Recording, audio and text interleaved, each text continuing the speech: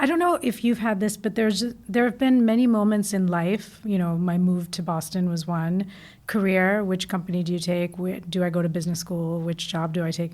Where I really felt like I had two paths to choose. And I didn't always feel equipped to know which one to choose. At times you're like, oh, did I make the wrong choice? But, you have to remind yourself there is no right or wrong. It's your choice.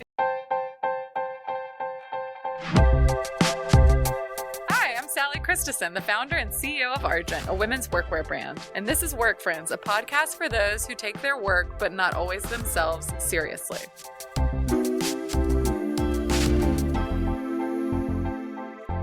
Work Friends. I can't wait for you to meet our next guest, Samina Virk. Samina is the North America CEO of Vestiaire Collective, a luxury resale company and the first ever resale company with B Corp status. Her resume spans over 2 decades in fashion, with stints at Target and eBay before she helped launch the Paris-based Vestiaire Collective in the States in 2014. Samina left Vestiaire in 2017 only to return a few years later in her current CEO role. She has been at the forefront of the luxury resale market, one whose value is expected to be over $60 billion by 2029, and has carved a unique path for how she leads. We'll get into it and so much more. Now on Work Friends, Samina Virk. Samina, welcome. Thank you so much for having me. We like to start with an icebreaker, but before we even get to the icebreaker, I do want to comment on what you said walking in, which is that you're a little bit nervous. I am. And we talked about how you're nervous going into both podcasts, but also public speaking settings. And that is the point of this podcast, is that even with all that you've accomplished, we have these feelings, it's not just as effortless as it sometimes looks. Absolutely. And I mean, every time I'm out in public, I have to take a minute because I do get a little nervous, and I just have to pull myself together. And it was a skill I always wanted to have when I was younger. I was really afraid of public speaking, and it took me a long time to first get comfortable having my voice, and kind of over the years it's gotten stronger and stronger, but I still have those moments of that little Samina scared to go out in front of a group and speak, but I think it's healthy. It surprises me to hear it from you, but I'm also we all have a version of that, I had an experience in high school. I used to always raise my hand growing up. I wanted to be I wanted to read, I wanted to participate. I was totally cool being in front of a classroom. And then I had a presentation in 11th grade in Mr. Knight's class that I was not prepared for. Oh. And I remember it so vividly, and it just derailed my ability. It just set me back for decades. But now in our roles, I do think there's something to doing it over and over and over again that makes you more comfortable. Mm-hmm, absolutely. And I think also this element of being yourself, no matter where you are, whether you're speaking to one-on-one, whether you're in a conference room with a group of people, whether you're at a panel at a huge conference. And I think once you become comfortable at what your voice is and how you speak and how you say things, and get a little less focused on the perfect way to look and the perfect way to sound. I remember I was once introducing the brand Public School, and I accidentally said Public Enemy. And this was during my Target days. And I mean, everybody laughed. And I started cracking up myself because this was during the phase where I really got nervous. So anyway, after that, I learned another lesson, which is, laugh. Totally. So I laugh at myself maybe a little too much. But. No, that's good. I think that's good. Okay, so we met in the Argent store. I think that was how we first connected. Yes. So I would go in there occasionally. It's right next to our office. And I walked by, and I think I saw you in there, and I said, hi, I really want to meet Sally. And I was like, forget my plans. I'll be 20 minutes late. And I walked in and introduced myself to you, I think, right? Yeah, and we connected right away. And then it's I saw you at a million different places. Mm-hmm. I couldn't go somewhere. Well, I couldn't. No, it's not that. But it was we were at all the same events, all the same everything. I wonder if that was happening before and we just hadn't hadn't officially met. Maybe that could have been the case. Now back to our icebreaker. Yes. I want to hear about your biggest oh no moment this week. What's gone sideways and how did you handle it? I had one recently, not this week, but I had a very important meeting at the Hearst building with a fashion editor. And in my chaos of days, I ended up going to a completely wrong side of town. I was on the East 56. And now it sounds so silly, especially when you think about who I was meeting. But it was just one of those things where, when you're back to back and your mind is in your phone and a million different places, you're across time zones. That's happened a few times, I would have to say. So right now, those are my biggest oh no moments. I did the exact same thing going to the Hearst building. I got off at the completely wrong. I went like east instead of west or west instead of east. That's exactly, that's literally what happened to me. Yep. And I called somebody from my office. I'm like, I'm on the wrong side of town. I'm going to be really late. But it was not the kind of meeting you want to be late for. But it all ended well. So yeah, this is like, I think, a lesson of lead with grace. Yeah, if anyone's ever late to a meeting with me, going back to you, just like laugh it off. I think that's a place where I'm like, we've all been there. Yes. We've all done it. We have to understand that This just happens. There's human error. So. Exactly. Yeah, human error is the right way to say it. Or as I say, user error. But yes. Yeah. I have a lot of user errors in my subway journeys. Okay, now I want to go back to the beginning. I want to start with, you grew up in Michigan. I did. Can we talk about your childhood? Yes. My parents immigrated from Pakistan a year before I was born. So they moved to Michigan, and I was born and raised there. I went to college there. And we grew up in suburbia of Detroit, Michigan. And, it was this really great kind of suburban lifestyle, but I also was first generation. I was the only girl of 4 kids. And my parents were quite conservative. My mother was very conservative. She was a housewife. And so I really grew up in that world where, especially in the 80s, right, when there were a lot of immigrants and immigrant families, but I would say not as many as in my same age group. And so I grew up in this dichotomy of, I want to be this typical American teenager. I want to do all the things that teenagers do. But the minute I would get home, my life would change and it would become very sort of cultural, the food, the clothes, like what we did. And so I feel like I spent a lot of my childhood trying to live in 2 worlds and never fully in either one, which probably helped prep me for future career, I would say, because there was a lot of negotiating and balancing and trying to figure out, how do you accommodate one side of yourself in at home with family? How am I when I leave the house? And so I think that really shaped me quite a bit. Do you know that we share this? I'm a first generation daughter of a Turkish man who immigrated here. My mom's from here, but I think just that experience is so accurate, where I would spend my summers in Turkey. And it felt like such a huge part of me. And so it's like you have a little bit of a foot in both. Yeah, exactly. But never really fully in either. Correct. Yeah. And I also, I feel like I benefited from witnessing my dad in business. So he sold rugs, started his own company. And I would tag along starting at the age of 6 or 7. But I watched how people treated him. And this was in the South. And some treated him like family and some treated him like the help. But I feel like I just got a taste of life in America. And that's exactly, I'd say both my mother and my father shaped my career. And then, there were moments when people weren't as accepting and welcoming, and I was definitely on the other side of that, and it was not pleasant. And then there were times when people were super welcoming, and I watched my parents grow up in a world they didn't know. I watched my mother, who barely knew any English, come to a world, have to raise a daughter in a world she knew nothing about, learn English. And so now looking back as an adult, I see it in a very different light. I'm sure you do as well. I'm so grateful for it. Yeah, I'm so grateful. And also, at that time, I feel like some first generation, we go through these periods of rejecting culture when you're young because you just want to belong. And then as you start to experience life, you actually see the benefits of the culture, the experience, the language. And so I feel very fortunate that I had that background. But if I could go back and tell teenage Samina anything, it would be that. Totally. I mean, you articulated it better than I ever am able to. I feel the exact same way, though. So what were the earliest memories that you have of work and examples of work? What was inspiring you and motivating you in those? I would say I had 2 parallel tracks that were happening at the same time without me realizing it. The first was I fell in love with fashion at some point as a teenager. And my mother used to make clothing, and she taught me how to sew when I was young.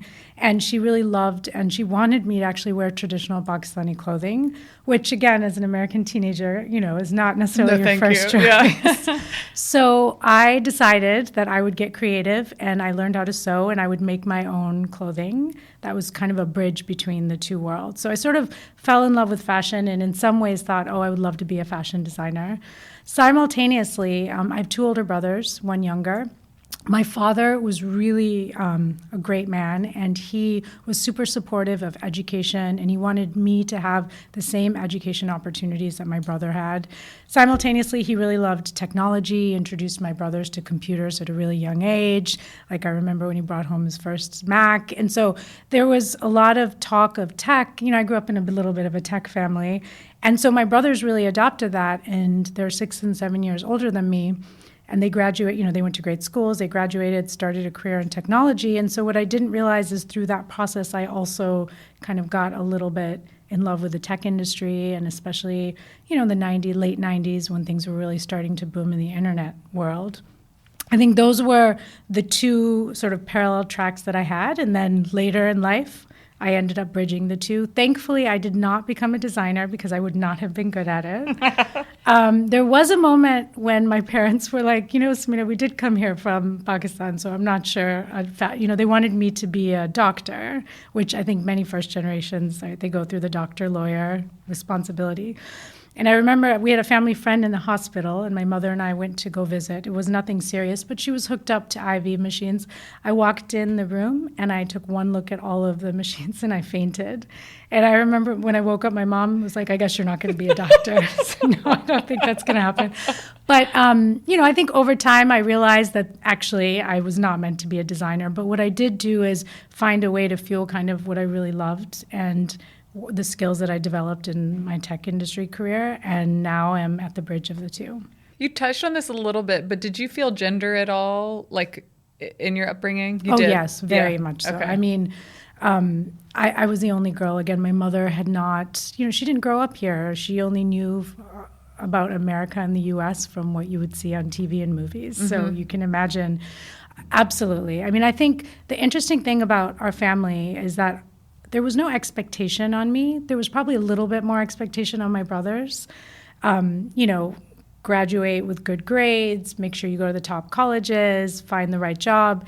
And quite honestly, I think because my mother herself, had limited education, the pressure wasn't on me, but that made me want to do it even more. Mm-hmm. I was thinking, well, if my brothers are going to do it, I want to get good grades, and I want to go to a good school, and I want to travel. And so I think it actually drove me to do what I wanted to do, and it really drove me to eventually leave Michigan and kind of go out and explore and find a new career. So I have that same chip on my shoulder, but I think it came as a result of witnessing my dad's experiences a little bit, mm-hmm. where it's like, oh, watch me go. And I think that's the immigrant experience too. I think so. That work ethic.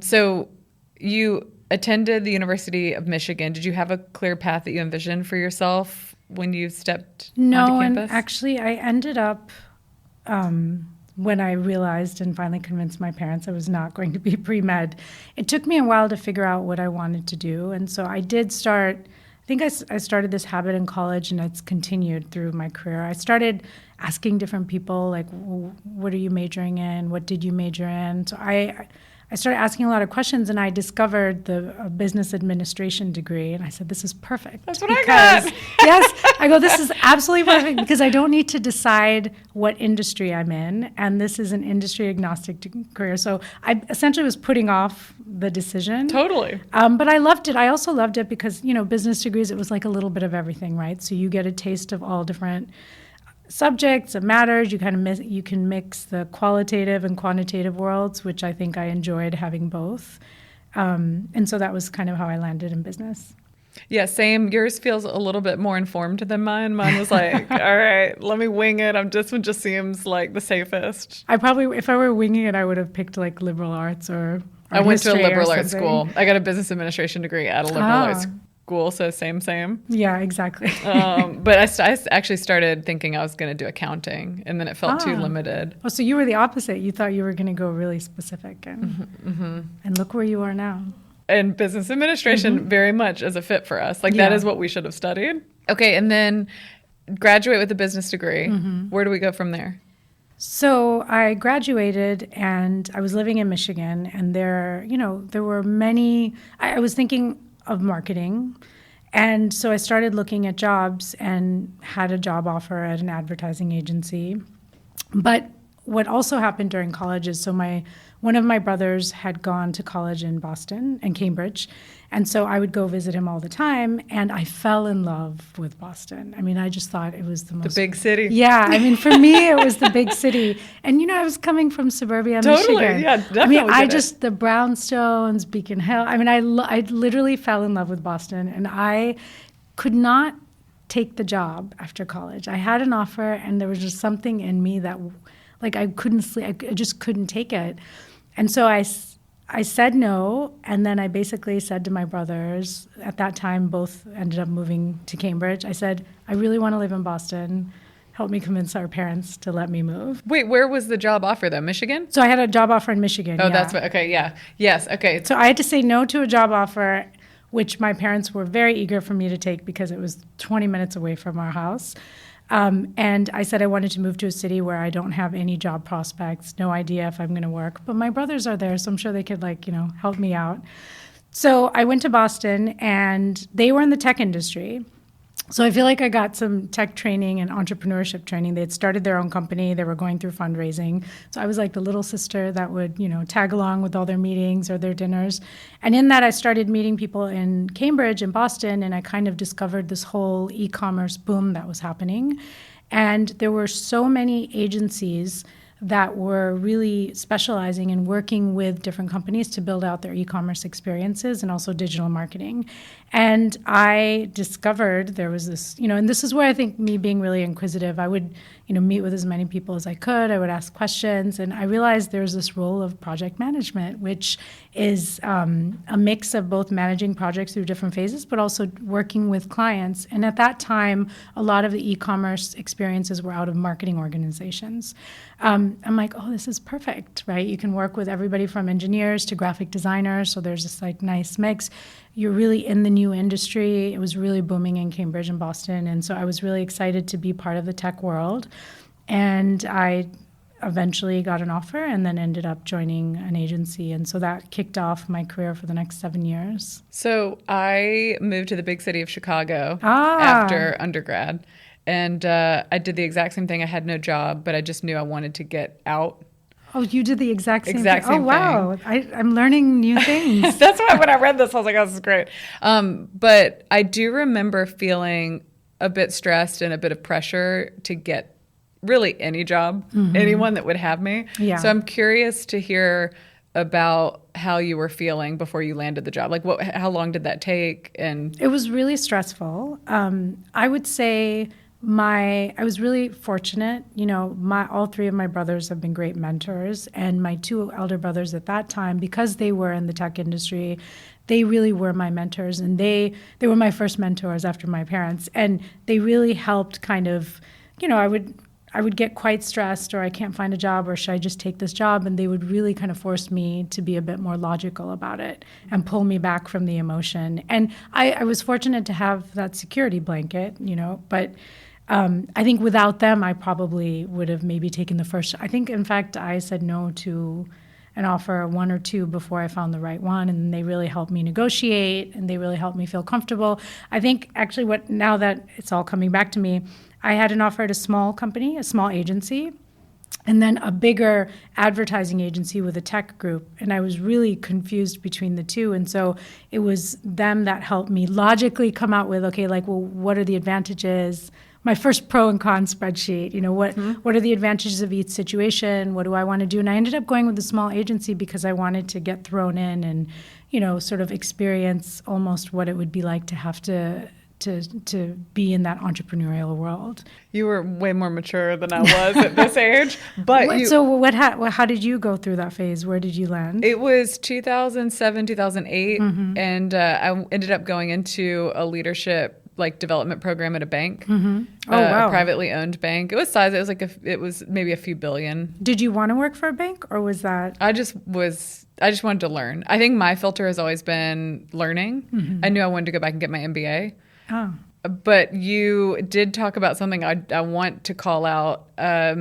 One of my mentors taught me this exercise when I was at Cisco much later, but it's the get, give, avoid template, and it's basically pros, cons, and like avoid. And avoid is like toxic culture, misaligned values. That one's pretty straightforward. But the give and get, so like what do you have to give to an opportunity and what do you have to get from it? Similar to pros and cons, and I've applied it to like every career choice since. I'm fascinated that you did it so early in your career. I'm going to adopt the give, get. It's good, right? Pros, cons. No, and I don't know if you've had this, but there have been many moments in life. You know, my move to Boston was one. Career, which company do you take? Do I go to business school? Which job do I take? Where I really felt like I had two paths to choose. Totally. And I didn't always feel equipped to know which one to choose. And so, you know, I think I will say this is where you see the influence of family or who your mentors are early on. And I've used that kind of format at many of those points. And you know, you never know. There are times you're like, oh, did I make the wrong choice? But you know, you have to remind yourself there is no right or wrong. It's your choice. And even the wrong choices end up being right. Like, I think that there's a reason that it all happens. My approach is always with learning in mind, like I said. So it's like, is it going to be something I'm going to learn from? So quitting my job in tech and starting Argent was, oh, this will be a great experience. And if in 2 years it didn't work out, I will have learned from it. And then I can always re-enter corporate America. Were you reluctant to get away, like to do that first step? Like, did it take you, or were you at that point ready to do it? I had such conviction in what we're building, and the end goal was always so clear to me that it was a very easy decision. And I'm not someone who like falls into like golden handcuffs and you can keep me here because you can keep throwing things at me. It's more I want to pursue my passion. I think I'm a typical millennial in this way, where I want it to align with like my values, my passion, and saw an opportunity to build what we're building. That's really impressive. Maybe. Time will tell.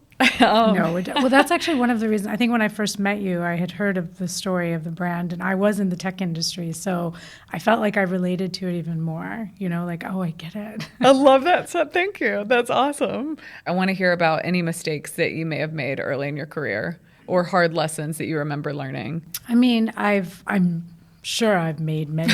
You know, I know I've made many. There have been moments when I maybe, you know, didn't step up to the table or speak up enough, you know, where there are things I wanted to contribute to the meeting, to the brainstorm, and I didn't, and somebody else did. And I said, oh, I thought that. And then there have been a few times that I've maybe overstepped.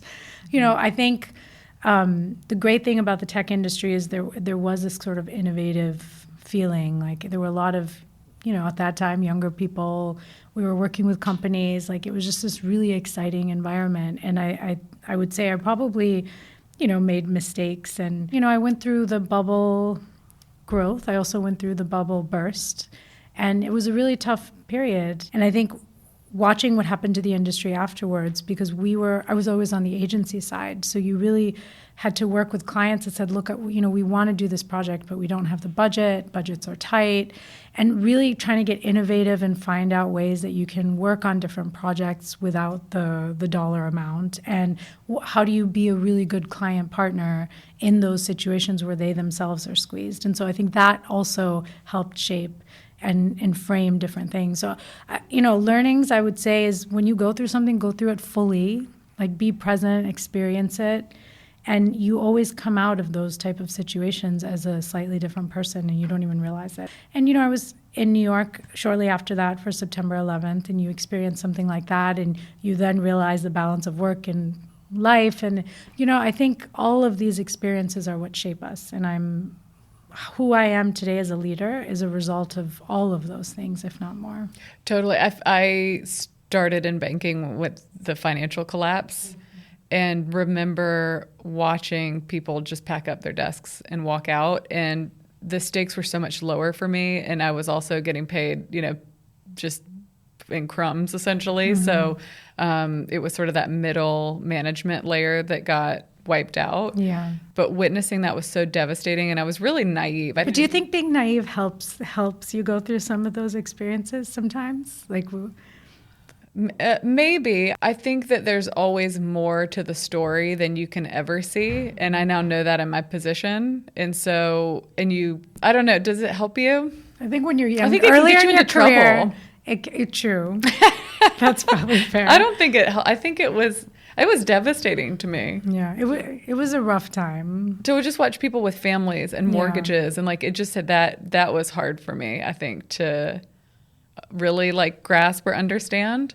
But I'll also say that it was accelerated learning for sure. Mm-hmm. And it forced me to just appreciate the job and the opportunity and everything so much more. Mm-hmm. But I think in the first decade of work even, and you also touched on this, I was very much just like a sponge and willing to do any job, and that gave me more opportunity, more exposure. And then I had a boss at Cisco that said you should speak up more and you should like voice your opinion sooner, and you have a really good gut for like problems and strategy, but you're waiting to share those. That was great advice. It was really kind advice because I think there's value in knowing when not to speak up. Correct.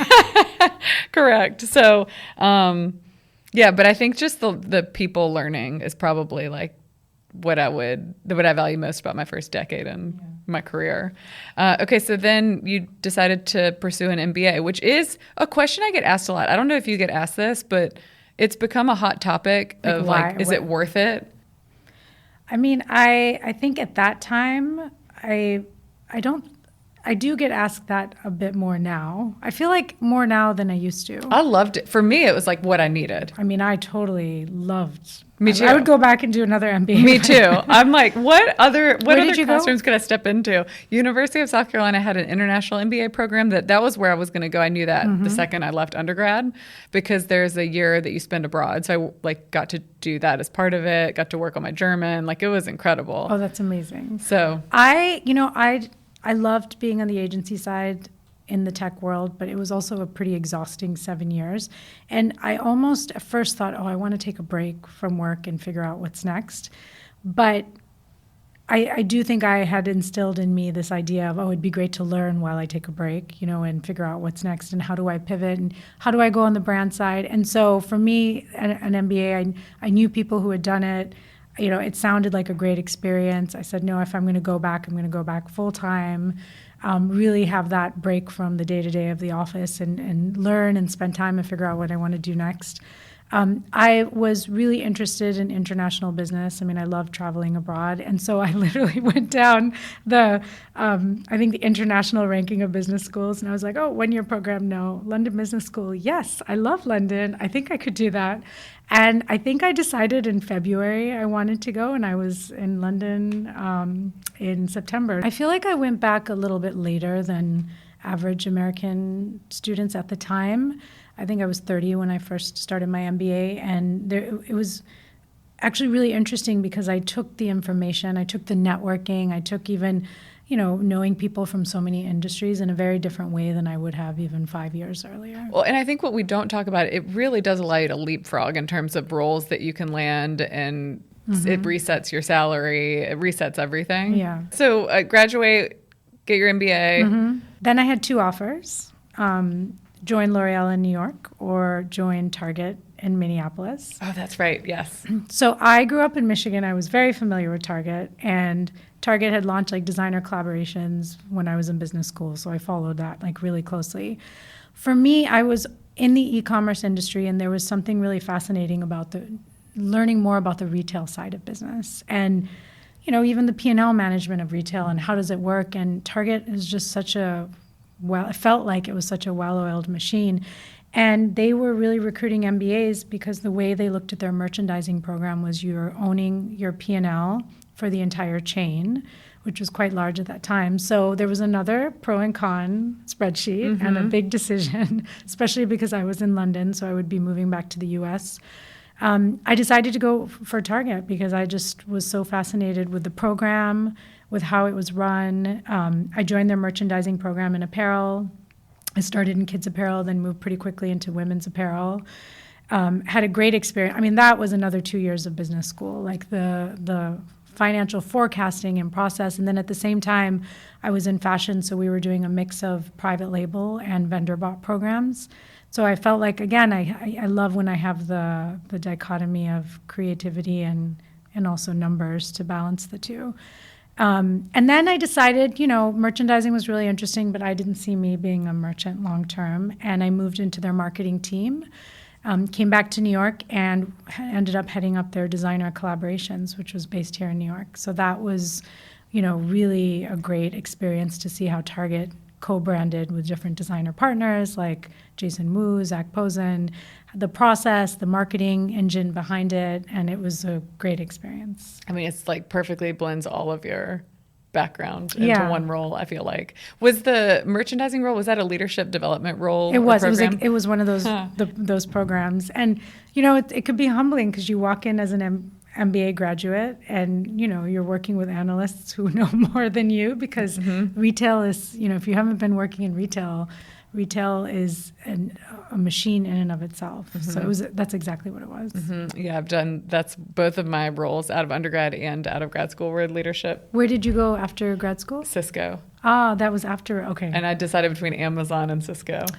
Was that a difficult decision? No, because Cisco was a leadership development program that they offered for MBA students, and there were only 4 positions. And so I was one of 4 students. 2 were from Michigan, actually. Oh, really? Not every company makes that investment, but I do think the upside is immense in terms of what you get out of people because they just get a different kind of exposure. Yeah, exactly. It also it helped me decide what do I want to do, what do I not want to do. And same. That also made me realize going through this engine of merchandising and even marketing that when you start, then came that when you start your career in tech during such a growth period, it can be a little difficult to go to an industry which is at a slightly different pace. Totally. Hence, I went back to tech after. Yeah. I do think too. One of my favorite sayings coming out of Cisco was, "Had I had more time, I would have written a shorter email." But working across different levels in terms of CEO level down to just, analyst level, whatever, that they're different forms of communication. And it kind of goes back to knowing when to speak up and not. It really helped round out my EQ, I think, in terms of business and how to approach communication. That's I do think that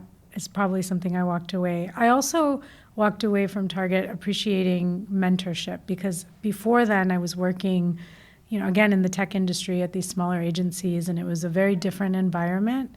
So I sort of learned this process of having official mentors, having people that you meet for coffees out, no matter how busy you are, you kind of have X number of coffee meetings across teams. And it was when you're not used to that type of formality and you get a taste of it, it helps me bring that to what I do now and every company I worked afterwards. So I would argue at the size of company that a Target and a Cisco are, and that a lot of our listeners are working at, what you do outside of your day-to-day job is sometimes more important. It's the informal information that you get access to through having those coffees.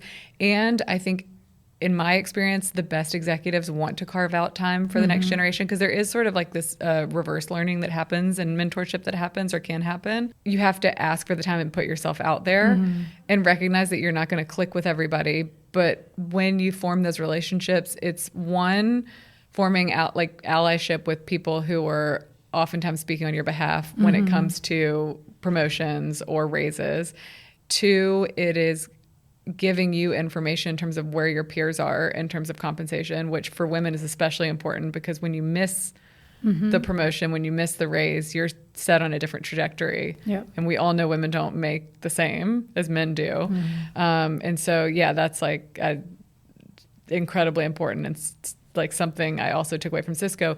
And in companies that are those sizes, there are frameworks in place that you really do need to spend time trying to get access to information around, Yeah, because it's just not, you can't implement something overnight, It also, you almost learn how to network a little bit, I feel. Totally. And it also opens up opportunities because I would never have moved into the designer collaboration team without that framework of me getting to meet people who are in the ready-to-wear team and who are in the marketing team and getting to know them and them getting to know me. I mean, it really does foster. And I think that's the one piece of advice I'll always give people is, don't think of it like mentors officially. Think of it as just meet people who are doing different things, meet people at different levels who are, more senior than you, so you can understand and learn from what they have to give. You can give them information, the reverse learning, absolutely right now, especially. I think it's really important when you do that to just be authentically yourself. Yes. Because I think there have been many networking meetings I've had where it hasn't clicked, and it's okay. Same. Not everybody, I remember one meeting I came out of, it was with the CEO of an e-commerce company, and I thought, that was not a valuable use of his time. I really was, that forced me to be really prepared on the next few. And so sometimes it doesn't work and it's okay. But then if you're yourself, other times it works really well and you make a connection and you learn something, they learn something, and it's a two-way street. Okay, I want to jump ahead a little bit because you eventually find yourself at eBay as its fashion vertical lead, which again, to build off of your Target experience, it's all of these passions and experiences coming together. And that was a role that was a precursor to launching Vestiaire Collective's U.S. market. Is that right? Yep, exactly. You did 2 stints at Vestiaire, right? I did, yes. So, can you walk me through that? Yeah, absolutely. The first stint was after I left eBay. And it's true, after Target is when I took my 2 different worlds of fashion and tech and sort of combined them. I left eBay, I moved back to New York, and I was networking and consulting at the time, and I met the founders of Vestiaire Collective, and I went to, because of my experiences between Target and eBay, they were interested in speaking. I went to their Paris office, and what really struck me is, so it was a few things. One is they were hitting on some of the challenges that I felt fashion had on an open peer-to-peer marketplace. So they digitally, their perspective was twofold. One is some of the co-founders were from the fashion industry. 2 of them are still there, Sophie and Fanny. They're these amazing, amazing women who came from the industry, and they really were passionate about secondhand fashion and felt like it was just as chic as firsthand. And there was this level but secondhand back then was just a very different experience. And your experience for secondhand luxury shouldn't feel like a secondhand experience. It's just as great product. It's just as amazing finds. Why is the experience not that way? So that was one of their motivating factors. The other was they really were passionate about sustainability at an early phase. And I think it came from them being in the industry and sort of seeing what happens behind the scenes. And I really credit them for that because this was before sustainability was a marketing perspective. It was part of the ethos of sort of resale and secondhand fashion. And, Fanny grew up in a world where she was really exposed to it through her mother and through her own experiences, and she often talks about that. So I met them and I said, okay, they're really hitting on curating the peer-to-peer experience so that people can buy and sell from each other. They've adjusted the experience to feel a bit more elevated, and they authenticate items that are luxury after they're sold. So 2 things. One is trust, and then second is you're touching that product after it's sold, which means from a business model point of view, it's a smart model. And so I just felt there were so many things about how Vestiaire was managing this peer-to-peer concept. So I joined them. We launched in the U.S., and I would say phase 1 was setting up our operations here in New York, and then really kind of having this organic growth and building communities around people who loved fashion. And at this point, they were quite big in France and Europe, and so it really was a new market. And then you did something not common, which I alluded to. You left your job. After 3 years, you returned? Is that right? So what prompted you to leave and come back? So I left at the time because the company in 2017 was sort of at a crossroads. So they had a decision to make. Either so phase 1 of US, we were set up, we built our brand, we were there. Either they really invest in the US and sort of focus resources there, or they focus resources on strengthening their European business and really launching in Asia. And I was very much a part of that decision making, and it made sense, for them to really kind of focus on the international side of the business, given where they already were. And so I moved on, really on good terms, and I consulted for various number of e-commerce companies. I had another role, and then what happened in the meantime is they scaled quite a bit. They had some new leadership come in, a new global CEO. They became B Corp during that time. It was about 4 or 5 years. And they decided coming out of the pandemic that it was time to really look at the U.S. in a bigger way. And so there was an acquisition of a U.S.-based company called TradeZ, which was based on the West Coast. And so they acquired TradeZ, integrated everything over, and sort of combined the platform into Vestiaire, and then reached out and asked me to come back. And I came back because, one, I always believed in the brand. There was this element of designer and luxury resale, the way the experience was, the sustainability element of it, but also just the brand ethos. It really was sort of this almost like having a stylist, right? Our premise was at the time connecting you to the world's best closets and really celebrating fashion and quality and making sure everything gets a second life. And that I still felt strongly about. And with this kind of new chapter of growth, how many times do you get to go back and take what you started and take it to the next level? So I felt really fortunate to be able to come back. And you came back in your current role, CEO of North America for Vestiaire. You talked about the fact that Vestiaire became a B corporation. It was the first resale B corporation ever. And can you explain what that means and what it takes to maintain that status? So there's a certain level of certifications that the company sort of has to go through and measure. And we have an impact team that was put together for sort of two reasons. One is to really help us as a business look at all of aspects of our business, almost with kind of just with a focus on like how are we operating, and also to hold us accountable for how we're operating. And so they really led the effort to look at all of the different measurement. They went through the entire certification process. You get a scoring coming out of that. And then every year you have to sort of revisit and make sure that you're at a certain status of that score. And so they've really, as a company, it was something that was really important. And I think the impact team has done a great job at making sure that we maintain and we keep that focus. And then we've also tried to, over the years, as we've built the brand and as we're building the brand in the U.S., we really want that part of the story of circular fashion to be part of our brand. So we very much talk about it with our buyer-seller community. We have various moments of impact marketing. We'll sometimes do campaigns. We have these tiered campaigns where we'll run some campaigns all about education, especially as more and more information becomes available. I think there's more information available now than there was before about the impact of fashion on the industry. And so as the world learns more, we think there's an opportunity there.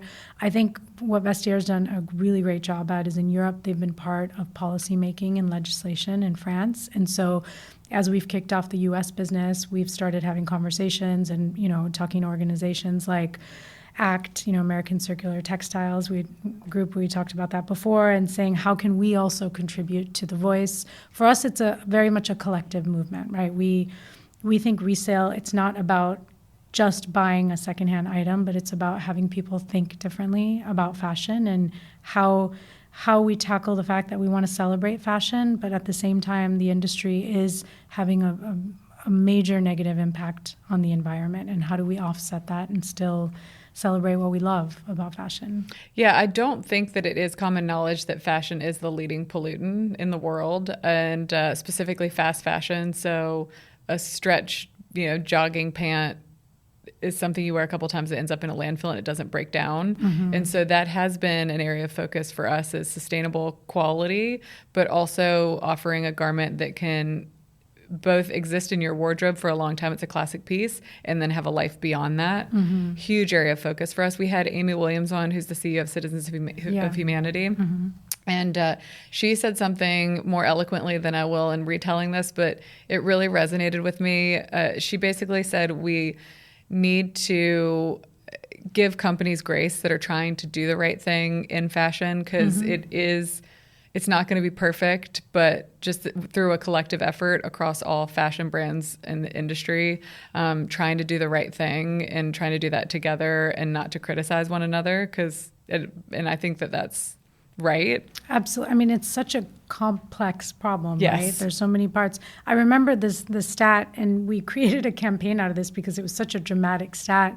The 92 million tons of fashion waste end up in landfills. Yeah. And we saw this stat, and so we what we decided to do is we decided to create some AI imagery around the campaign and show what 92 million tons of waste would look like in Times Square, in front of Buckingham Palace, in front of Eiffel Tower. And the goal was to really bring it to life, because I think some of these problems we don't see day to day. Some of us don't see, some people are seeing it. And so I think one is the education piece of it. I mean, I've learned a lot in the last 5 years about the impact I didn't realize before. And so I think we also have to be fair to people as they learn more and become more aware.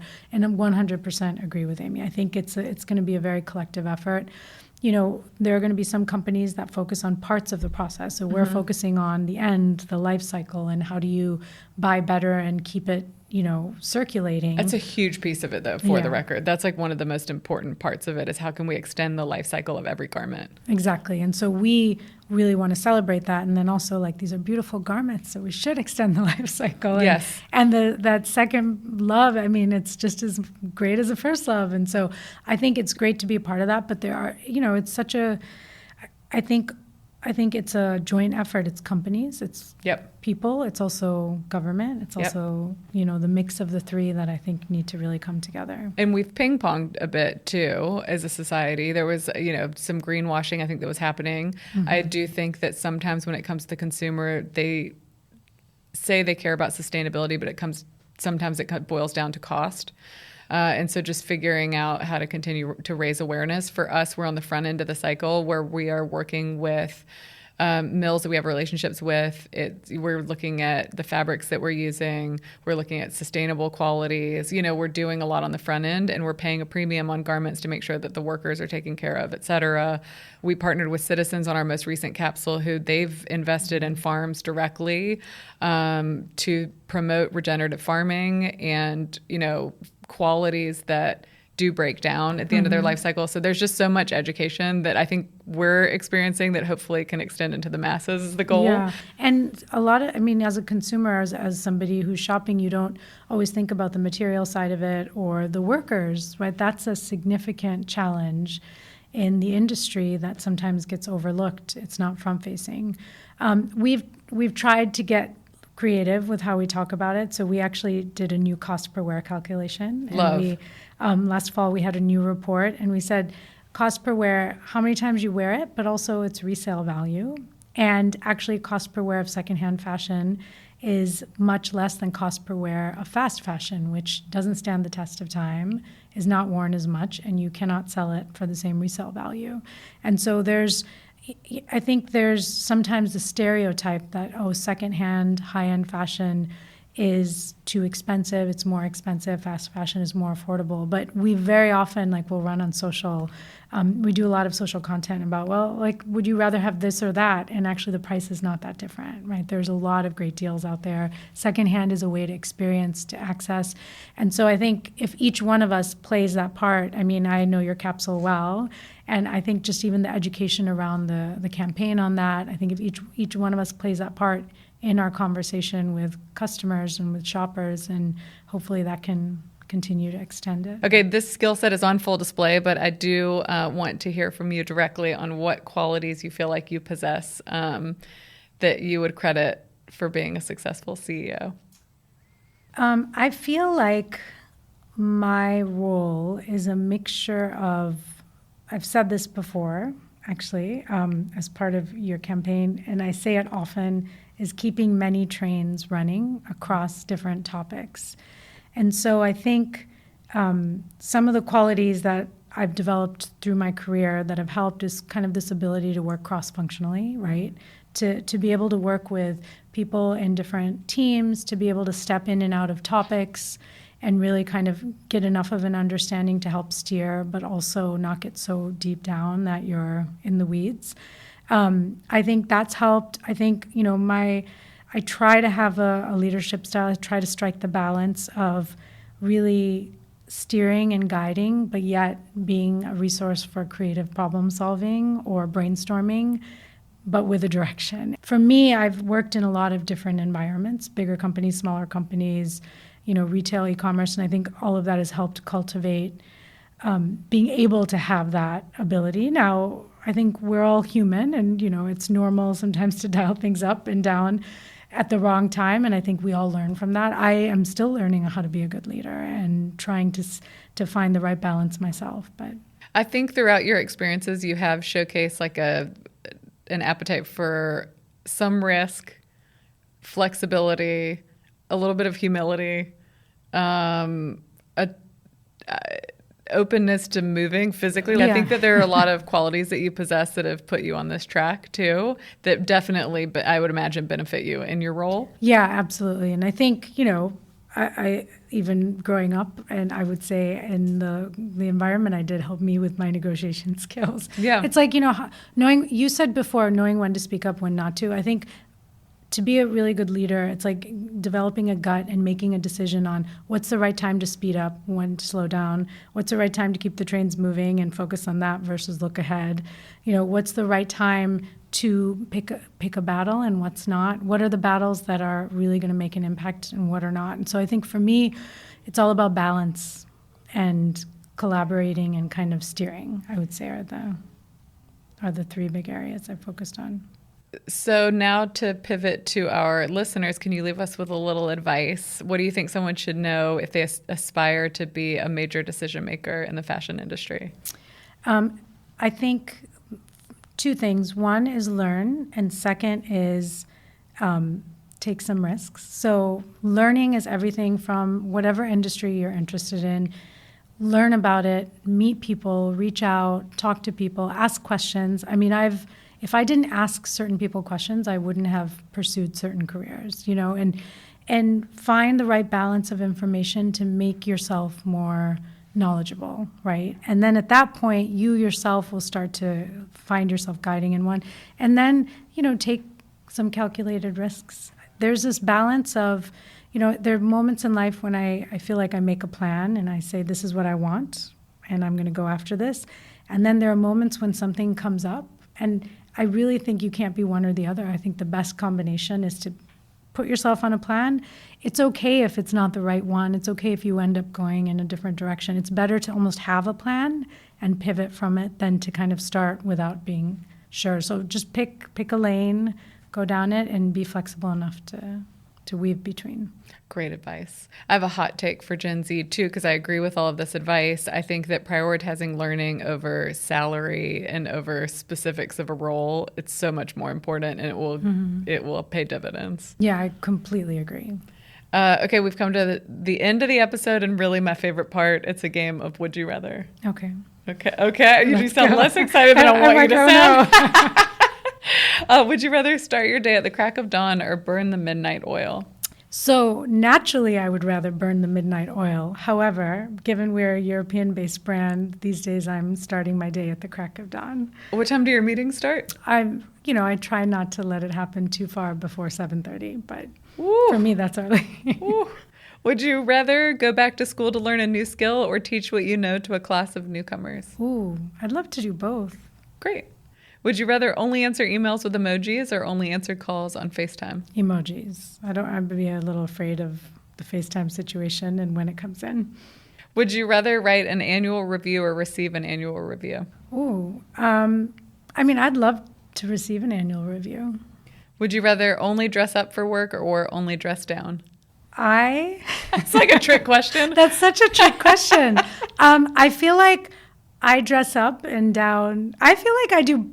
You dress up. I've never seen you dress down. Well, my favorite Canadian tuxedo outfit, which okay, let me be clear. That is still dressed up. Dress down would be like. You know what it is? I dress up, but I like to be comfortable. Like great. I'll wear a suit, but I need my sneakers so I can walk around. Like I like dressing up, but being able to move around and be comfortable at the same time. Same. Would you rather buy impulsively or let something sit in your cart? I do let things sit in my cart for a long time before I make a purchase. Same. Would you rather constantly clean out your closet or do one massive annual purge? I would rather constantly clean out my closet and sell the items on Vestiaire Collective. Would you rather accidentally leave your mic unmuted or your camera on? I think if I left my mic unmuted, it would be more entertaining. So I would go. Oh, that's like risky business. Would you rather be late for a meeting where you're presenting or where your boss is presenting? My boss is presenting. I love that answer. Would you rather start a career in fashion in the early aughts or in the present day? Present day. Oh, excellent. No one ever says that. Really? Yes. Because I just feel like there's so much, I don't know, between technology and brands and, the way brands are growing and, this topic of fashion and the environment and AI. I mean, I feel like there's so many tools that would be at my disposal, and I think it would be fascinating to do it now. Social. If this was a test, you passed the test with that answer for your current role. It's incredible. Everyone else wants to go back to a simpler time, but given your... the next 5 years are going to be insane with the pace that technology and the way everything is moving. The way we search is going to change, the way we live, the way we ask for advice. I mean, it's a big topic. I think the next 5 years are going to be really fun. Oh, love that attitude. Samina, you survived. Thank you for being here. Thank you for putting me at ease. Oh, I loved having you. Thanks for listening to Work Friends, a podcast from Argent. Listen and follow on all podcast platforms and subscribe to the Argent YouTube channel for more clips and bonus content. Plus, email your work questions and dilemmas at workfriends@argentwork.com for a chance to have one of our amazing guests weigh in with advice. I'm Sally Christensen, and we'll see you next time. Work Friends. Work Friends is produced by Gina Marinelli with editing by Ryan Woldoff. Our theme music is by Karina De Piano and Melanie Naima. This episode was recorded at Podstream Studios in New York, New York.